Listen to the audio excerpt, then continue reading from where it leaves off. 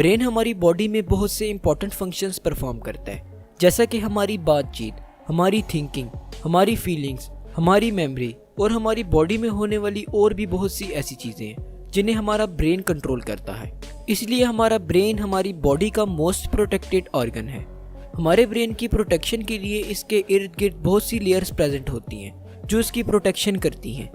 इन layers में सबसे पहले आता है स्कल। हमारा स्कल बोन से मिलकर बना होता है जो हमारे ब्रेन को प्रोटेक्ट करता है।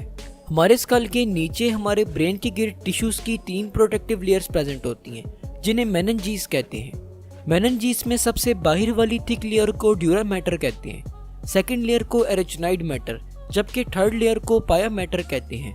ये तीनों लेयर्स हमारे ब्रेन को प्रोटेक्ट करती हैं। इन लेयर्स में से एरेचिनॉइड मैटर और पाया मैटर के दरमियान सब एरेचिनॉइड स्पेस मौजूद होती है जिसमें सेरिब्रोस्पाइनल फ्लूइड और ब्रिजिंग वेन्स प्रेजेंट होती हैं और हमारा ब्रेन इन तमाम लेयर्स के बीच मौजूद होता है।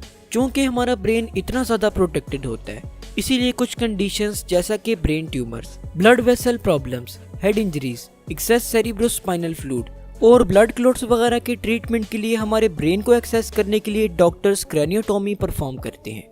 क्रैनियोटॉमी उस सर्जिकल प्रोसेस को कहते हैं जिसके दौरान न्यूरोसर्जन्स ब्रेन को एक्सेस करने के लिए स्कल में से बोन के पार्ट को रिमूव करते हैं और उस पार्ट को बोन फ्लैप भी कहा जाता है और फिर सर्जरी के बाद बोन फ्लैप को वापस प्लेस कर दिया जाता है।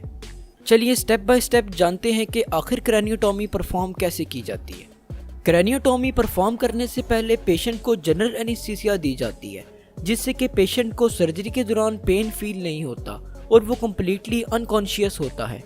जनरल एनेस्थीसिया देने के बाद पेशेंट के हेड को 3-पिन स्कल फिक्सेशन डिवाइस के ऊपर प्लेस कर दिया जाता है। ये डिवाइस सर्जरी के दौरान पेशेंट के हेड को एक ही पोजीशन में होल्ड करके रखती है। इसके बाद स्कल के जिस पार्ट को रिमूव किया जाना होता है उसके ऊपर प्रेजेंट स्किन को शेव किया जाता है और फिर डॉक्टर्स हमारी स्कैल्प यानी खोपड़ी के ऊपर कट लगाते हैं और स्किन को सेपरेट करते हैं। इसके बाद न्यूरोसर्जन स्कल्स में ड्रिल की मदद से स्मॉल होल्स क्रिएट करते हैं। इन होल्स की मदद से न्यूरोसर्जन स्कल में क्रैनियोटॉम को इंटर करते हैं। क्रैनियोटॉम एक ऐसा टूल है जिसकी मदद से स्कल में ओपनिंग्स क्रिएट की जाती हैं। सर्जन्स बोन को कट करते हैं और फिर बोन फ्लैप को रिमूव करते हैं। ड्यूरा मैटर जो कि ब्रेन की थिक आउटर कवरिंग होती है वो बोन के बिल्कुल नीचे प्रेजेंट होती है और इसे बोन से सेपरेट किया जाता है।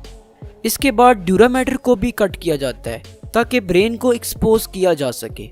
ब्रेन को एक्सपोज कर लेने के बाद न्यूरोसर्जन्स ब्रेन के अंदर काम करने के लिए बहुत से इंस्ट्रूमेंट्स का यूज करते हैं। इन इंस्ट्रूमेंट्स में लॉन्ग हैंडेड सीजर्स, डाइसेक्टर्स, लेजर्स और अल्ट्रासोनिक्स एस्पिरेटर्स वगैरह शामिल हैं। जब प्रॉब्लम को रिमूव या रिपेयर कर लिया जाए तो फिर ड्यूरा मैटर में लगाए गए कट को सूचर्स की हेल्प से क्लोज किया जाता है और फिर बोन फ्लैप को भी मेटल प्लेट्स और स्क्रूज की मदद से रिप्लेस कर दिया जाता है।